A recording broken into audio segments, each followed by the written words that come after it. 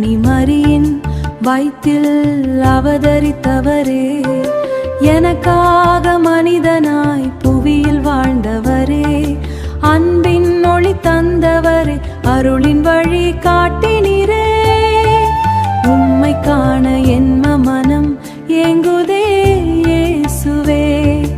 அன்னை மரியின் சொல்லுக்கிணங்கி தண்ணீரை திராட்சை ரசமாய் வல்லமையால் மாற்றினீரே. அற்புதம் செய்து காட்டினீரே, உலகம் முழுதும் உம் மகிமை ஒளியாய் என்றும் பிரகாசமே. உம்மை காண என் மனம் ஏங்குதே இயேசுவே.